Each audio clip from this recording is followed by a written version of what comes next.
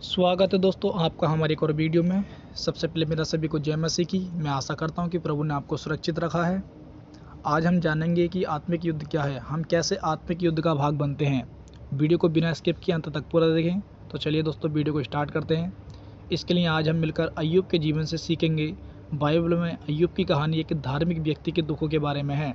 अय्यूब एक अच्छा और धर्मी जन था जो प्रभु का अपने जीवन में भय मानता था, उससे प्रेम करता था और उसकी आज्ञाओं का पालन करता था।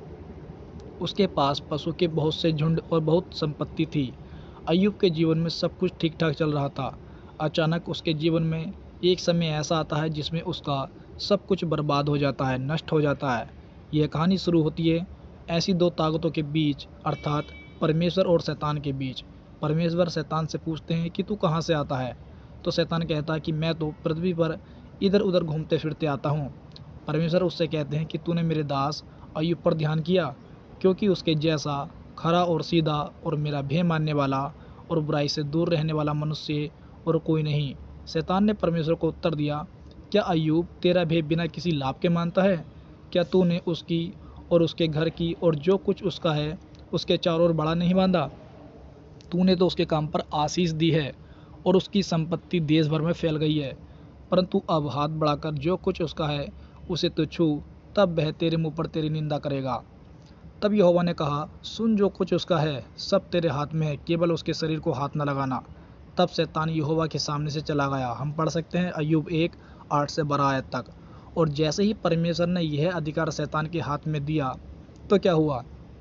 अय्यूब का सब कुछ, धन संपत्ति, उसके बेटी बेटे, उसके दास दासियां, सब कुछ शैतान ने नष्ट कर दिया। लेकिन वह अय्यूब के शरीर पर हाथ न लगा सका। इसलिए अय्यूब ने परमेश्वर की निंदा नहीं की। लेकिन दोबारा शैतान परमेश्वर के पास जाता है और उसके शरीर को छूने की इजाज़त लेता है। शैतान ने यहोवा को उत्तर दिया कि खाल के बदले खाल, परंतु प्राण के बदले मनुष्य अपना सब कुछ दे देता है। परंतु अब अपना हाथ बढ़ाकर उसकी हड्डियां और मांस छू, तब वह तेरे मुंह पर तेरी निंदा करेगा। यहोवा ने शैतान से कहा, अब वह तेरे हाथ में है, केवल उसका प्राण छोड़ दे। दोस्तों, एक बात हमें यहाँ पर साफ क्लियर नजर आती है कि दोनों बार अय्यूब के जीवन में कुछ करने से पहले शैतान को परमेश्वर से आज्ञा लेनी पड़ी। अगर आज मैं और आप सच में परमेश्वर में चलने वाले हैं तो शैतान अपनी मर्जी से हमें छू भी नहीं पाएगा। और दोस्तों, एक बात और, यदि मेरे और आपके जीवन में कोई ऐसी घटनाएं घटने लगती हैं तो लोग क्या कहते हैं, इनका विश्वास मजबूत नहीं है, इन्होंने ज़रूर कोई ना कोई बड़ा पाप किया है, इसलिए इनके साथ ऐसा हो रहा है। और जैसा अय्यूब के दोस्तों ने कहा था, परमेश्वर बिना किसी पाप के कोई दुख नहीं देता। ज़रूर तुमने कोई बड़ा पाप किया है, लेकिन याद रहे, हमें विश्वास में गहरा और मजबूत बनाने के लिए भी प्रभु हमारी ताड़ना करते हैं। लेकिन हमें ऐसे कठिन समय में भी आनंदित और मगन होना चाहिए, क्योंकि लिखा है पहला पतरस उसका 4:12, हे प्रियो, जो दुख रूपी अग्नि तुम्हारे परखने के लिए तुम में भड़की है, इससे यह समझकर अचंभा ना करो कि कोई अनोखी बात तुम पर बीत रही है। अगर मैं और आप प्रभु में चलने वाले हैं, ऐसा कठिन समय हमारे जीवन में आता है, तो इससे जान ले कि हम प्रभु के करीब हैं और उसमें आनंदित रहें। इसलिए अपना समय ज़्यादा से ज़्यादा प्रभु के वचन में बिताएं, ताकि हम प्रभु में और उसकी शक्ति में बलवंत हो जाएं। क्योंकि हम सब एक आत्मिक युद्ध का हिस्सा हैं।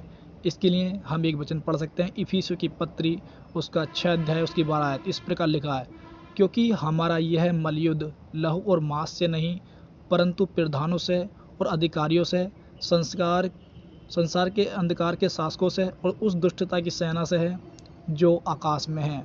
हमारा यह जो मल युद्ध है किसी इंसान से या किसी समुदाय से नहीं, परंतु शैतान की सेना से है, जो हमें आत्मिक रीति से नष्ट करना चाहती हैं। इसलिए अगर मैं और आप इस आत्मिक युद्ध में खरे निकलना चाहते हैं तो मेरा और आपका जीवन एक प्रार्थना रूपी जीवन होना चाहिए।